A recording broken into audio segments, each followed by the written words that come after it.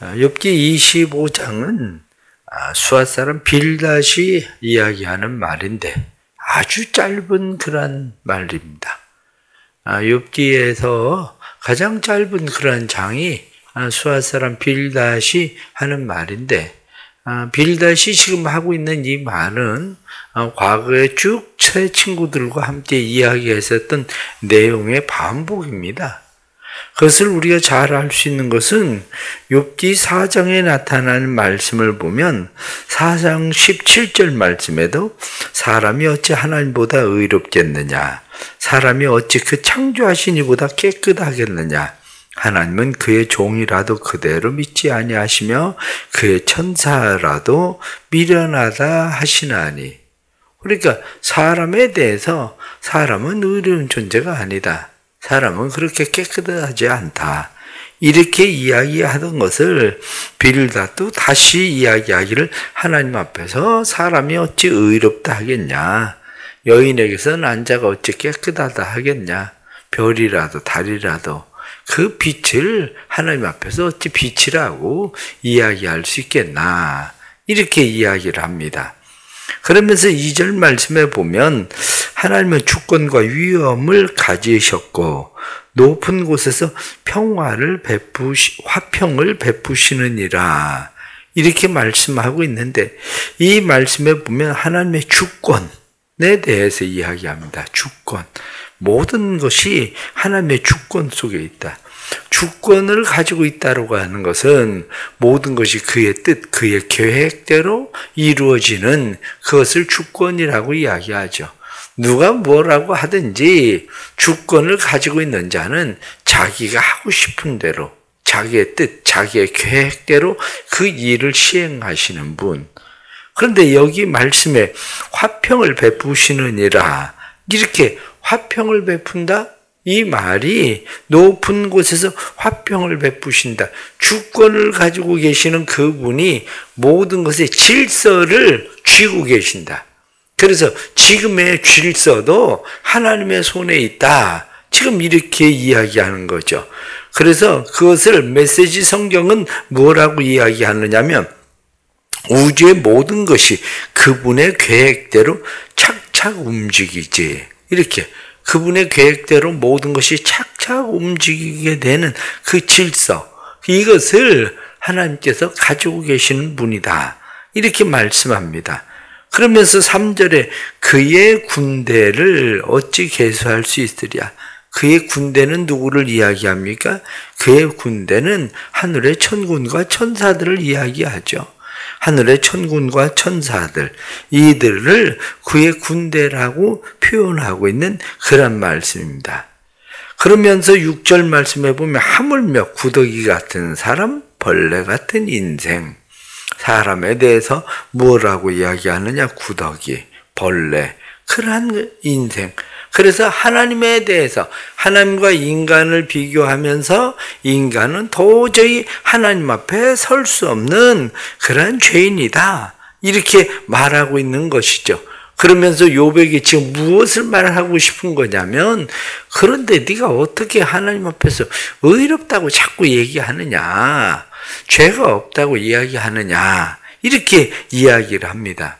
25장까지 이야기를 하면서 욥과 욥의 친구들의 이야기가 사실은 끝이 나요. 그러면서 욥이 그 다음에는 자기의 이야기를 다시 쏟아놓습니다. 26장에서부터 31장까지 5장에 걸쳐서 욥이 자기의 이야기들을 쫙 쏟아놓고, 그리고 나면 그 후에 엘리후라는 사람이 등장해서 엘리후라는 사람이 아주 길게 32장부터 37장까지 엘리후가 자기 이야기를 쭉, 자기가 지금까지 들어왔었던 이야기에 대해서 반론적인 이야기를 이제 엘리후가 이야기하게 되는 거죠. 결국 오늘 25장까지 해서 욥과 욥의 친구들의 이야기가 끝나는데, 욥과 욥의 친구들의 이야기들을 우리가 쭉 보면서 다시 우리가 보게 되는 것이 뭐냐면 결국엔 관점입니다.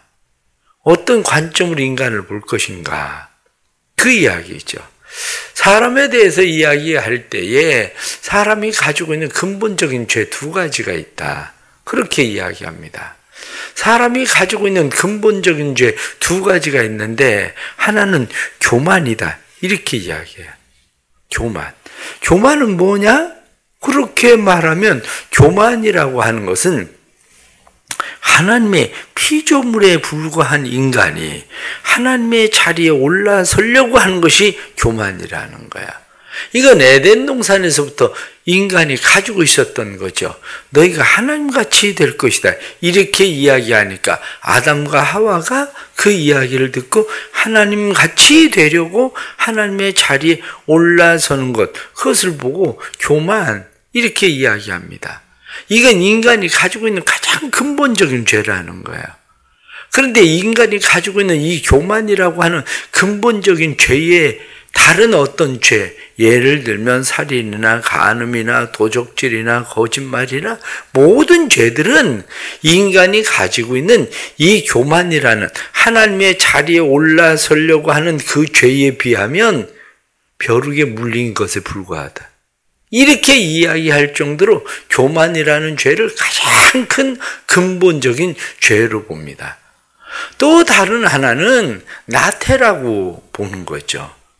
인간의 근본적인 죄가 왜 나태냐? 이렇게 이야기하면 인간은 교만이라고 하는 관점이 있고 또 다른 하나는 저 밑으로 내려가는 나태라고 하는 관점입니다. 나태라고 하는 관점은 내가 아무것도 하지 않는 것 자체를 나태라고만 말하고 있지 않아요. 인간이 하나님의 피조물이지만 하나님께서 인간을 지으실 때에 사람에게는 하나님의 생기를 불어넣으시고 하나님은 인간을 탁월한 존재로 만드셨다는 거예요. 천사보다 조금 못한 존재로 인간을 만드시고 하나님께서 그 인간에게 하나님의 영광을 부여해주는 놀라운 은혜를 하나님께서 인간에게 주셨다는 거예요. 그런데 나태라고 하는 것은 뭐냐면 오늘 성경 본문에 하물며 구더기 같은 사람, 벌레 같은 인생이랴 이렇게 이야기하는 것처럼 나는 죄인이다. 이렇게 생각하고 인간이 나는 그러므로 아무것도 할 수가 없다. 이렇게 생각하는 것이 나태라는 거야. 그러니까 우리가 그냥 게으른 이것이 인간의 나태가 아니라 하나님의 무한한 은혜를 입은 하나님의 피조물로서 우리가 그 무한한 은혜를 사실은 기억하지 않고 인간이 그냥 평범함으로 동물과 다를 바 없는 그렇게 살아가는 그 자체가 뭐냐? 그게 바로 나태라는 거예요. 그래서 인간은 두 가지 죄를 가지고 있는데 하나는 교만이라는 죄고 또 다른 하나는 나태라고 하는 죄다. 이 두 가지 죄 사이에서 인간은 하나님 앞에 자신을 어떻게 세울 것인가? 그게 인간이 싸워야 되는 끊임없는 싸움이라는 거야. 자칫하면 인간이 교만해서 내가 뭐든지 다 할 수 있는 것처럼 인간이 그렇게 생각하고 또 자칫하면 인간은 나는 아무것도 할 수 없는 존재인 것처럼 그렇게 스스로 생각하는 이러한 것들로부터 벗어나는 것. 그래서 하나님 앞에 자기 자신을 바른 피조물로 세우는 일들이야말로 우리가 하나님 앞에 우리를 살게 하는 일이다. 그래서 이것을 우리가 신약 성경의 관점에서 보면 신약 성경은 이 관점이 분명합니다. 특별히 사도 바울이 사람을 보고 있는 관점이 어떤 관점이냐? 이렇게 이야기할 때 사도 바울이 사람을 보고 있는 관점은 로마서에 분명하게 나타나거든요. 로마서에 나타나는 사도 바울이 사람을 바라볼 때 그는 어떻게 바라보냐? 인간은 누구냐? 이렇게 이야기할 때 철저하게 인간은 죄인이다. 그렇게 보는 거예요. 사람은 철저하게 하나님 앞에 죄 가운데 있는 죄인이다. 그래서 인간을 죄 가운데 있는 사람으로 이야기할 때 로마서 3장 23절에 나타난 말씀을 보면 모든 사람이 죄를 범하였음에 그래서 모든 사람들은 다 죄인이다. 이렇게 말하는 거죠. 그러면서 로마서 5장 14절의 말씀을 보면 모든 사람이 죄를 범해서 모든 사람은 사망에 이르게 되었다. 죽을 수밖에 없는 죄인이다. 이렇게 말하는 거죠. 그런데 죽을 수밖에 없는 죄인 되어진 우리 인간에게, 우리 사람에게 로마서 3장 24절에 나타난 말씀을 보면 그리스도 예수 안에 있는 속량으로 말미암아 우리가 값없이 의롭다 하심을 입은 자 되었다. 죄인인 동시에 우리는 예수 그리스도로 말미암아 의롭게 되었다. 그러면 그것을 로마서 3장 28절로 넘어가면 뭐라고 이야기하냐면, 그러므로 사람이 의롭다 하심을 얻은 것은 율법의 행위에 있지 아니하고 믿음으로 말미암아 의롭게 되었다. 그래서 사도 바울의 이런 관점은 계속됩니다. 에베소서에 나타난 말씀도 우리가 구원을 얻는 것은 우리의 행위로 말미암지 않고 오직 은혜로 말미암아 구원을 받았다. 이렇게 이야기하죠. 그러면서 사도 바울은 그것으로 끝나는 것이 아니라 로마서 8장에서 사도 바울이 이야기할 때 뭐라고 이야기하냐면, 그러면 우리는 어떻게 살 것인가?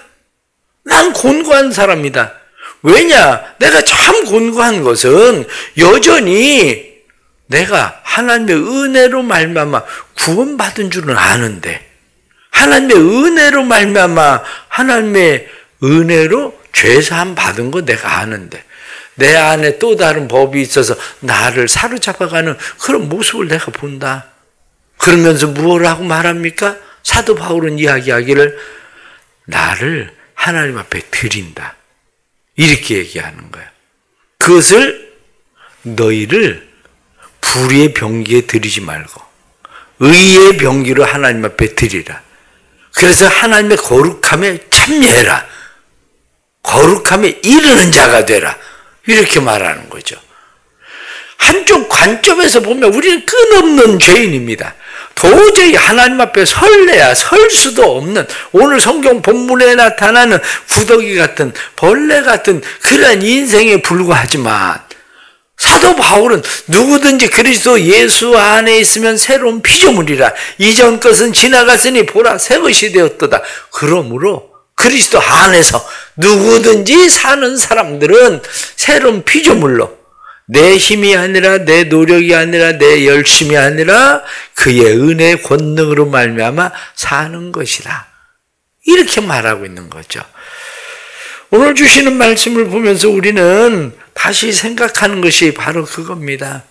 우리 자신을 어떤 관점으로 우리는 바라보고 살고 있는가 하는 거죠. 내가 지금 나를 바라보고 있는 관점이나 다른 사람을 바라보고 있는 관점은 어떤 관점일까? 나는 지금 교만으로 지금 가고 있는가? 아니면 나는 나태로 가고 있는가? 내 관점이 교만의 관점 아니면 나태의 관점, 어떤 관점인가에 따라서 우리는 사람들 앞에서 우리를 어떻게 비춰지게 만들 것인가? 이러한 일들인 거죠. 그렇다면 오늘 말씀을 통해서 우리는 다시 몇 가지 생각하려고 하는 가장 첫 번째는 나는 누구인가 하는 거죠. 나는 누구인가. 이렇게 이야기할 때 인간에 대해서, 사람에 대해서 우리는 분명한 것이 뭐냐면 인간의 이중성입니다. 사람의 이중성. 어떤 사람에 대해서 우리는 생각할 때 저 사람 나쁜 사람이야? 이렇게 말한다고 얘기해 봅시다. 그 사람이 하는 행동이나 모든 것을 보면 정말 나쁜 사람입니다. 어떻게 인간이 저럴 수가 있지? 그렇게 생각을 합니다. 그런데 그 자녀들에게 물어보십시오. 나쁜 사람인가? 그렇지 않아요. 그 사람이 자녀들에게도 그렇게 악을 행하나? 결코 그렇지 않아요. 밖에서는 그저 뭔가 못된 짓을 다 하는 것 같은데 집에서는 전혀 다르게 자녀들을 끊임없이 사랑하고 자녀들에게 그렇게 잘하는. 그래서 종종 우리가 마피아 영화들을 보면 어떻습니까? 아니, 마피아 영화들을 보면 이 사람들은 막 보복하는 일을 얼마나 그냥 잘하는지 가차없이 보복을 행합니다. 그런데 자기 가족들 챙기는 일에 대해서는 얼마나 끔찍하게 잘하는지, 바로 이게 인간의 이중성이라는 거예요. 한쪽 관점에서 보면 그는 아주 악한 사람입니다. 그런데 다른 쪽 관점에서 보면 그는 그렇게 악하지 않아요. 저렇게 착한 사람이 어떻게 그럴 수 있을까? 이렇게 생각하는 이중성을 가지고 있다고요. 우리 안에도 여전히 이 이중성이 우리 안에는 있어요. 우리 안에 이중성이 없는 사람이 어디 있겠습니까? 우린 다 이중성을 가지고 있어요. 우리가 이중성이라는 것을 멀리 볼 것도 없습니다. 하나님 앞에 나와서 우리가 예배 드릴 때 우리의 모습을 보십시오. 예배 드릴 때 우리의 모습이 사실은 그게 그렇게 거짓된 겁니까? 아니에요. 다른 사람, 아이고, 저 사람 세상에 나가서 세상에서 그렇게 못된 짓 하고 저러고 어떻게 교회 와서 예배를 드리는지 몰라? 이렇게 이야기하는데 그렇지가 않습니다. 그 사람은 세상에서 그렇게 죄를 지었기 때문에 하나님 앞에 마치 세리가 감히 얼굴도 들지 못하고 기도하는 것처럼 그 사람에겐 진지함으로 하나님 제발 나 좀 바꿔주세요. 나 좀 고쳐주세요. 그리고 와서 하나님 앞에 기도할 수도 있습니다. 하나님 나는 죄인입니다. 그리고 기도할 수도 있습니다. 그런데 의외로 반대로 바리새인의 기도는 어떻습니까? 바리새인의 기도는 세상에서 그렇게 착하고 의롭게 그 사람이 그렇게 막 살았는데 얼굴을 들고 하나님 앞에 기도할 때 하나님 나는 일에 2번씩 금식을 하고 하나님 나는 다른 가난한 사람 도와주기도 하고 이렇게 하늘을 쳐다보고 기도하는 모습을 보고 그것을 어떻게 여깁니까? 가증하게 여기지 않아요. 이게 바로 인간의 이중성이란 말이에요. 그렇다면 우리 인간의 이중성이라는 것에 대해서 기본적으로 인정해야 된다는 거죠. 사람들은 자기 자신의 이중성에 대해서도 인정하려고 하지 않고 다른 사람의 이중성에 대해서도 인정하지 않으려고 하는 자세를 가지고 있습니다. 그러나 먼저 나 자신에 대한 이중성을 인정해야 돼요. 아, 내 안에도 끊임없는 이중성이 있구나. 그래서 저 사람에겐 그렇게 보일 수 있고 이 사람에겐 이렇게 보일 수 있는 이중성이 내 안에 있구나. 그것을 우리가 먼저 인정해야 되는 거죠. 그것뿐만 아니라 다른 사람에 대한 이중성에 대해서도 우리는 인정하는 자세를 가져야 되는 거죠. 그러면 이중성에 대해서 인정할 때에 그 인정함이 단지 인정으로 끝나는 것이 아니라 가능성을 보는 거예요. 이중성에서의 가능성. 벌레 같은, 성경에 나타난 구더기 같은 우리의 인생이지만, 티끌 같은 우리의 인생이지만, 우리에게는 무한한 하나님의 은혜가 부어지는 가능성이 있는 인생이란 거죠. 하나님께서 내게 그 은혜의 가능성 때문에 나 같은 죄인이 하나님의 그 은혜를 말미암아 구원받아 곧 죄사함 받아서 하나님의 자녀된 은혜를 우리에게 주셨는데 그렇다면 다른 사람에게는 하나님께서 그 은혜를 왜 주시지 않겠습니까? 저 사람 도저히 가능성이 없어. 우리가 그렇게 생각하지만 정말 그 사람이 도저히 가능성이 없는 사람입니까? 결국 그렇지는 않아요. 때로는 신문을 보면서 마음 가운데 막 화가 날 때도 있어요. 그게 어떤 일입니까? 악하게 죄를 저지르는 사람들을 보면 마음에 막 화가 나요. 이런 사람들은 교도소에 가서 오래오래 살게 해야 되는 거 아니야? 세상에 못 나오게 해야 되는 거 아니야? 아니 어떻게 이런 사람을 겨우 형을 그렇게밖에 안 살려? 이런 마음이 생긴다고요. 그런데 그런 마음이 생기지만 제가 교도소에 가서 또 사역을 하다가 보면 마음이 또 달라져요. 야, 어떻게 이렇게 착한 사람이, 이런 사람이 그런 일을 저질렀을까? 아, 이 사람이 어떻게 이렇게 변할 수 있을까? 그런 것을 보면 마음 가운데에 그래 사람은 한쪽으로만 보면 도저히 가능성이 없는 인간처럼 보이는데 그저 구더기 벌레 같은 도저히 가능성이 없는 죄인에 불과한데 다른 면으로 바라보면 그래 이 사람에게도 하나님의 은혜가 부어지면 하나님의 사랑이 입혀지면 이 사람도 예수 그리스도 안에서 새로운 피조물이 될 수 있겠구나. 그런 마음이죠. 교도소에서 사역을 하면서 오늘도 또 가서 또 성경 공부를 하고 그러지만 가서 사람들을 그냥 쭉 이렇게 이야기를 하고 성경을 가르치고 그러면서 제가 유심히 그 사람들을 가만히 관찰을 합니다. 근데 가만히 관찰을 하면 그 사람들 앞에 남바가 있어요. 남바가 있는데 6자로 넘어가는 그런 남바들은 외국인들이에요. 6자로 시작하는 그런 남바는. 5자로 시작하는 그런 번호들은 무기수들이에요. 그냥 우린 번호들을 보면 기본적으로 알죠. 빨간색? 그러면 그 사람들은 거기에선 고수라고 얘기합니다. 고수. 최고수는 누구냐면 사형수야. 그런 사람들은. 그런데 이러한 사람들이라 할지라도 무한한 가능성을 봐요. 가능성. 어제도 아침에 일찍이 전화가 왔어요. 교도소에서 오는 전화예요. 교도소에서 오는 전화인데, 아니, 교도소에서 아침 일찍이 전화를 왜 하겠습니까? 교도소에서 오래 있다가 보면 모범수가 돼요. 착하게 잘 지내면 모범수가 되는데, 그 모범수가 자기가 전화할, 한마디로 한 달에 몇 번 전화를 할 수 있는 그게 주어져요. 전화할 때가 아무 데도 없어요. 그런데 누군가에게 이 전화하는 거를 사용하고 싶은 거야. 그러니까 아침에 출력이라고 그러거든요. 일 나가는 거예요. 공장에 일 나가면서 그 틈에 공중전화, 거기 교도소도 이제 그런 전화가 있어요. 그 전화를 가지고 전화를 아침에 막 하는 거야. 그 전화를 가지고. 왜? 누군가의 목소리를 듣고 싶고 그냥 변하고 싶어서. 그죠? 어떤 사람은 정말 교도소에서 한 주일에 한 번 교도소를 옮기는 사람도 있어요. 우리나라의 전국 교도소를 자기 안 가본 데가 없대. 우리나라의 교도소. 왜냐? 여기서 일을 일으켜 문제가 생기면 이 사람을 다른 데로 보내야 돼요. 왜냐하면 저 사람은 관계가 잘못돼서 한마디로 징벌을 받잖아요. 그리고 나면 이 사람이 그냥 있지 않아요. 왜냐하면 마음에 이 보복하는 마음이 있기 때문에요. 언젠가 그 사람을 부딪히면, 왜?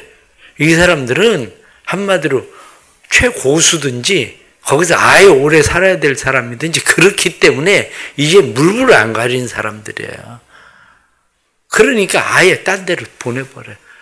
그런데 딴 데로 보냈는데 또 문제를 일으키기 시작하는 분쟁이 딱 벌어졌다 그러면 다른 데로 또 보내버려요. 전국 교도소를 다 돌아다녀. 그래도 변해요. 그래도. 그것을 보면 인간은 무한한 가능성을 가지고 있는 존재다. 그래요. 사람은 변하지 않는다. 그건 세상 사람들이 하는 얘기예요. 사람은 변한다. 무한한 가능성을 가지고 있는 것이 인간이다. 그거예요. 결론적으로 말씀을 드리면 자신을 어떻게 바라볼 거냐, 그 문제예요. 그리고 자신을 누구에게 드릴 거냐. 죄에 드리지 말고 의에 드려라. 불의의 병기로 사용하지 말고 의의 병기로 사용해라. 이렇게 성경이 말씀하는 것처럼 우리 자신을 누구에게 드릴 것인가? 내 자신의 욕심과 나의 고집에 나를 그냥 드려버릴 것인지, 아니면 절대 주권자이신 그 하나님을 믿고 의지하고 신뢰함으로 하나님 앞에 의의 병기로 나를 다시 드릴 것인지, 나를 어디에 드릴 것인지, 이 문제입니다. 오늘도 우리에게 그 말씀을 하고 있는 거예요. 하나님은 모든 것의 주권을 가지고 계시고 하나님은 질서를 가지고 있는 분이다. 인간은 거기에 비하면 벌레와 구더기와 같은 그런 존재다. 그러나 우리는 단지 벌레와 구더기 같은 존재만이 아니라 하나님의 영광을 입혀준 존재들이에요. 하나님의 영광을 입은 우리가 이 땅에서 살아가야 되는 일은 어떻게 하면 하나님의 영광을 위하여 살아갈 수 있을 것인가? 하나님의 영광을 드러낼 수 있을까? 그래서 우리를 하나님 앞에 드리는데 다시 힘쓰기 위해서 살아야 되는 거죠. 그러려면 교만해서도 안 되는 거죠. 하나님의 그 자리에 내가 할 수 있다는 교만도 아니고, 또한 우리는 아무것도 할 수 없다는 나태로 떨어지는 것도 아니고, 오직 예수 그리스도 안에서 새로운 피조물이라는 그 믿음과 확신을 가지고 살아가는 것이 우리의 삶의 바른 자세다 하는 그러한 겁니다. 오늘 주시는 이런 말씀을 보면서 또다시 우리가 여인에게서 난 자가 어찌 깨끗하랴, 하나님 앞에서 사람이 어찌 의롭다 하겠느냐, 이렇게 성경이 말씀하고 있지만 그럼에도 불구하고 우린 모두는 하나님 앞에서 그러므로 사람이 의롭다 하심을 얻은 것은 오직 믿음으로 말미암아 예수 안에 있는 속량으로 말미암아 하나님의 은혜로 값없이 의롭다 하심을 얻은 자 되었느니라 하시는 말씀을 믿고 우리가 하나님 앞에 살아갈 수 있게 되기를 바랍니다. 기도하겠습니다. 하나님 아버지, 우리를 바라보면 우리는 죄인입니다. 감히 하나님 앞에 설 수 없는 그런 죄인들입니다. 그러나 우리 자신을 바라보면 누구든지 예수 안에 있으면 새로운 피조물이라 하고 말씀하신 대로 예수 그리스도의 속량 곧 값없이 그 은혜로 말미암아 의롭다 하심을 얻은 자 되었느니라 하고 말씀하신 것처럼 의로운 자 되어진 것을 우리는 믿습니다. 여전히 우리 안에는 이 이중성이 늘 작동합니다. 그래서 이 이중성의 작동 때문에 우리 스스로도 혼란스러워합니다. 때로는 우리가 교만에 우리가 빠지기도 하고 때로는 나태에 빠지기도 하고 우리는 때로는 하나님의 영광을 위하여 달려가는 듯 하다가 교만해져서 하나님의 자리를 차지해 버리기도 하고 우리는 죄인으로 떨어져서 마치 지옥에 있는 자처럼 우리는 행동하기도 합니다. 주님, 다시 우리를 세워주옵소서. 온전한 믿음으로 세워주시고 예수 그리스도 안에서 새로운 피조물로 세워주시고 하나님의 그 은혜의 영광을 위하여 살아갈 수 있는 자들이 되도록 우리를 만들어 주옵소서. 다른 사람들을 바라볼 때 바른 관점을 주옵소서. 이중성을 가지고 있는 나 자신을 보면서도 다른 사람들의 또 다른 관점을 바라보지 못하는 우리의 눈을 변화시켜 주옵소서. 가능성을 볼 수 있도록 하나님 은혜를 베풀어 주옵소서. 우리의 가능성을 보고 하나님께서 우리를 구원하시던 것처럼 다른 사람에 대하여 가능성을 보고 기다리고 인내할 수 있는 마음도 저희들에게 허락해 주옵소서. 오늘 하루도 우리를 의의 병기로 드리기를 원합니다. 하나님 앞에 우리를 드리기를 원합니다. 절대 주권자시고 모든 질서를 주관하시는 하나님 앞에 우리를 드리기를 원합니다. 하나님 아버지 도와주셔서 우리를 살피시는 하나님 앞에 우리를 드리고 오늘도 의의 병기로 쓰임받도록 역사해 주옵소서. 사랑하는 교회의 은혜를 베푸시고 교회 모든 성도들을 변화시켜 주옵소서. 교회 모든 성도들을 변화시켜 주셔서 다시 주님 앞에 열심을 내게 하시고 주님 앞에 열심을 내고 주님 앞에 바르게 자신을 드릴 수 있는 성도들이 되도록 도와주시고 특별히 보내주신 오이코스들 그리고 새롭게 등록한 사람들 예수 그리스도 안에서 새로운 피조물로 주께서 완전히 변화시키시는 주님의 은혜가 임하도록 성령님 역사하여 주옵소서. 하나님 아버지 육신의 질병 가운데 있는 자들에게 은혜 주시고 질병으로부터 노임받아 자유하고 강건해지는 역사도 있게 해주시고 질병 가운데서도 하나님께서 주신 무한한 능력을 우리가 인식하고 예수 안에서 다시 새로워지고 강건케 되는 힘을 얻을 수 있도록 도와주옵소서. 슬픔을 당한 가정에도 은혜를 베풀어 주시고 하나님께서 그 가정들을 위로하시며 성령의 위로하심이 주의 은혜 가운데 나타나도록 인도해 주옵소서. 교회 모든 세워주시는 일꾼들 그리고 교회 세워질 일꾼들 하나님 은혜 주셔서 이들이 주님 앞에서 맡겨주신 귀한 사명들 잘 감당할 수 있도록 축복해 주옵소서. 하루의 삶도 주님 앞에 맡깁니다. 선하게 인도하셔서 군에 입대한 아들에게도 하나님 은혜를 주시고 군 생활 은혜 가운데 잘 마치고 해외에 나가 있는 성도에게도 은혜를 주시고 또한 선교사님들에게도 은혜를 주셔서 주의 은혜로 오늘도 믿음으로 승리 있게 해 주옵소서. 예수님의 이름 받들어 기도드리옵나이다. 아멘.